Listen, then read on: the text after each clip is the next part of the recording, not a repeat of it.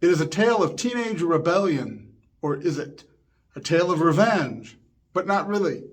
A tale of justice sought after and justice captured. I don't know how I missed this one in all of the 80s, but it was recently recommended to me, so I thought I would check it out.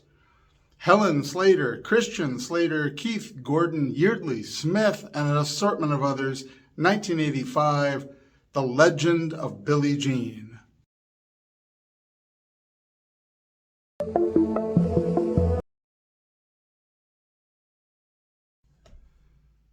The creepy Keith Gordon from Christine. Yes, he always gave me that creepy vibe. The creepy Keith Gordon from Christine. Yeardley Smith, who would go on to be most noticeably, recognizably, the voice of Lisa Simpson on The Simpsons. Before Supergirl, Helen Slater, and Christian Slater as a relative unknown at this time. This film, 1985, just having this assortment of people in it has got to be one of the most 80s of all 80s movies made in the 80s. It's 80s, and somehow I had missed it. It's also extraordinarily dated in a number of other ways. Got a great 80s soundtrack, though, that you've got to check out. So, Billie Jean and her brother live in Texas. They yearn for colder climates, or at least more moderate climates, because it's always hot there. Her brother has a scooter, of which he is very proud. He apparently likes speed. We get a reference that that is what cost them the life of their father, though we hear nothing about him other than that, and we know that their mother is single and dating. Bullies, local bullies who decide that they're going to do what bullies do and bully somebody, like to bully the brother and sister. They like to call them names. They like to make fun of his scooter. Finally, they steal his scooter, and when he goes to try to get it back by hook or crook, they trash it and they pummel him to a bloody pulp. Now, Billie Jean, she's the older sibling. She's the one that wants to get justice for this, or at least something like it. She goes to the bully and wants the money for the repairs for the scooter. Never mind the brutal way that her brother was beat up. There's no extra compensation. She just wants the money to fix the scooter. This is pivotal. The bully's father promises to give her the money, lures her upstairs into one of the most bizarre sexual assault scenes I've ever seen in cinema. He attempts to rape her, but he also outlines a whole plan by which he intends to repeatedly rape her, telling her that she will get $50 at a time if she keeps coming back to learn more from him. It is truly bizarre as he attempts to bully, pressure her, manipulate her, scare her into this arrangement so that he can not only assault her this time, but going forward, and pretend that he's making it okay by paying her for this service. It is truly awkward. Christian Slater, who was supposed to stay in the car, gets out of the car, comes into the business, finds a gun in the cash register. Things happen, and accidentally the bad guy, the bad bully's grown-up dad who tried to rape the sister, Billie Jean, ends up shot. Not fatal, not even bad. He's in good condition when first we hear about it from the hospital.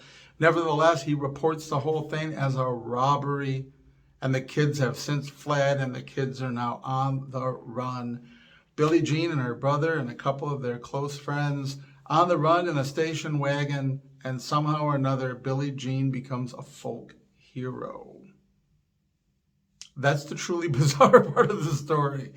Now, she does ultimately release a video to the media of her side of the story, but we never get that she actually tells everybody about the attempted sexual assault. She basically just tells everybody that she wanted the money for the scooter, and that's enough that people are like, yay, girl power. She's fighting the man and the system to try to get justice.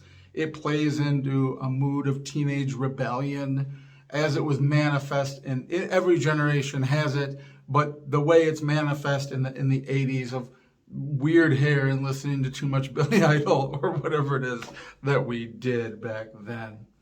Everywhere she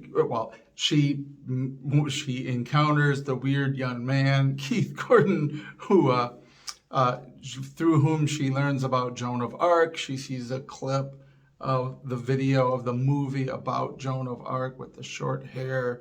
She then suddenly cuts her hair and takes on this persona of this heroine and leading her merry band of merry men and women against the powers that be. Again, it is very strange. Law enforcement, our police officer that we meet early on, clearly thinks that this has just gotten out of hand and he wants to play it with kid gloves and help get this smoothed over. And then there's other people that are running for election and want to bring in sharpshooters and gun these kids down. And there's sort of this generational divide portrayed in the film of, people that want to stop these kids that are acting up all the time and get tough on crime, versus the young people that all the girls are cutting their hair and pretending to be Billie Jean, and they want to fight the system and the man. Ultimately, of course, it works out despite there having been a shooting and another wounding. The scooter has been repaired, and you have to see this for yourself to get all of the details of this one. What is interesting about The Legend of Billie Jean is that it is definitely a mid-'80s movie in every sort of respect. It feels like, sounds like, I think it would taste like something from the mid-'80s. It just is mid-'80s, about as mid-'80s as mid-'80s can get in the mid-'80s. It was definitely entertaining and it was worth watching for that, but it does not hold up well over time, let us say. It's not something that watching as an adult all of these years later, in like several eras later, none of it holds up well enough to be like, yeah, this is still amazing. It's more like, wow, this is pretty 80s. It is interesting to see Christian Slater so young, Helen Slater pre-Supergirl, Yeardley Smith before becoming most famous as Lisa Simpson on The Simpsons. I don't remember, Keith Gordon did a lot other than this, and Christine. Very 80s movie. Check it out. Let me know what you think. Maybe you loved it. Maybe you think it held up well. I didn't find it so, but then I just watched it in the last 48 hours a couple of times with a rental. So it's not like I didn't love it back in the 80s. It has not been a cherished part of my memories of that time. It's brand new to me, and maybe that's part of why it feels so incredibly dated.